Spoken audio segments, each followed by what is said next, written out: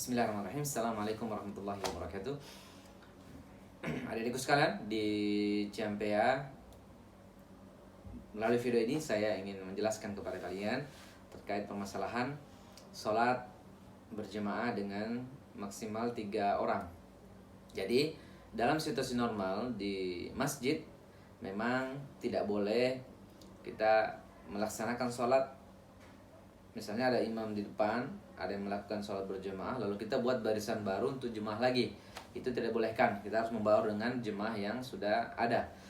Namun dalam kondisi wabah seperti ini, jemaah itu sebaiknya tidak dilakukan untuk memutus penyebaran dari COVID-19, karena memang bisa menular dari jarak dekat, dari batuknya, dari apanya, itu bisa menular. Maka semua masjid diinstruksikan untuk sementara waktu tidak dipakai, jemaah disuruh di rumahnya. Maka ketika seseorang dalam keluarga inti dia ada banyak orang, maka sebenarnya bisa untuk dilakukan sholat berjemaah bareng-bareng. Namun lebih baiknya itu dilaksanakan hanya maksimal 3 orang, jadi tidak mengurangi pahala berjemaah kita. Jadi tetap berjemaah 3 orang. Misalnya ada suami, istri dan anak-anaknya, atau dia bersaudara 3 orang, dia sholat imam 1, adiknya 2 orang di belakang, atau yang satu rumah dengannya. Kenapa? Karena tidak hanya virus corona yang dihindari, barangkali ada yang sakit flu dan sebagainya menularkan kepada yang lain. Di masa-masa pandemi virus corona ini, COVID-19 ini, kita diharuskan atau ditekankan untuk jangan pernah sakit. Jadi sakit-sakit sedikit paksa dirinya untuk bagaimana cepat sehat. Kenapa? Karena sakit sedikit mudah untuk terkena virus, ditularkan oleh orang yang sehat, karena ada orang tanpa gejala sekarang. Walaupun dia dicek dengan memakai alat mengukur suhu, itu dia tanpa gejala, dia tidak demam, tidak batuk juga, namun ada virus dalam tubuhnya. Jadi dia menjadi carrier. Jadi pembawa virus dan menularkan kepada lansia. Itu yang terjadi di Italia, terjadi di negara lain. Anak mudanya tidak mau mendengar, keluar tetap keluyuran, bermembaur dan sebagainya. Dia sehat, tampak sehat, tapi pulang menularkan kepada kakek neneknya di rumah, sehingga banyak menumpuk di rumah sakit, sesak nafas, tidak ada ventilator, kurang semuanya. Banyak dari warga atau masyarakat yang meninggal sampai puluhan ribu. Di Amerika juga seperti itu, karena memang budaya mereka memang bercampur baur, ada pesta-pesta seperti itu.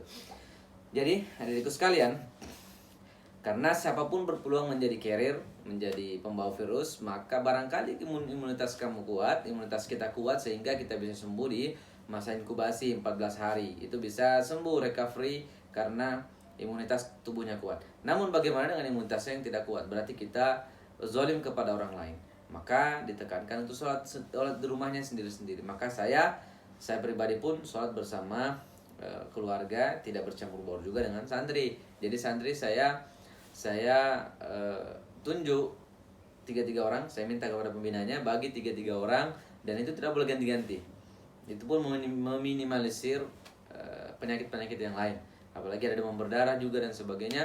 Jadi apalagi di bulan Ramadan ini, kita upayakan juga physical distancing tetap dilakukan. Jadi begitu ya. Kalau keadaan normal sebenarnya tidak boleh sholat, misalnya ada yang buat jemaah begitu. Tapi dalam kondisi seperti ini ada uzur, ada hal-hal yang kita hindari, mudaratnya lebih besar. Kalau berkumpul-kumpul, kita ikuti juga arahan ulama untuk tidak berkumpul-kumpul. Jadi tetap lakukan sholat jemaah, tapi maksimal 3 orang. Kalau melebihi dari itu, berkumpul terlalu banyak, itu justru nanti kita mendapat komplain, ini berkumpul-kumpul banyak orang. Jadi memang harus 3. Justru kalau yang sakit kita disalahkan kenapa bisa ada berkumpul-kumpul seperti itu. Baik teman-teman semua, jangan juga teman-teman di rumah mengajak keluarga, sekeluarga saya ini saya ajak, tapi keluarganya dari daerah lain diajak berjemaah di tempatnya. Misalnya beda tempat, kita tidak tahu itu keluarga kita keluar atau kemana, bertemu dengan siapa. Jadi tetap bersama keluarga inti melaksanakan sholat berjamaah di rumah, sholat taraweh, sholat qiyam Ramadan, apapun, salat apapun yang kita lakukan di rumah, semoga Allah segera kembalikan keadaan normal seperti biasa tanpa ada virus corona. Barakallahu fikum.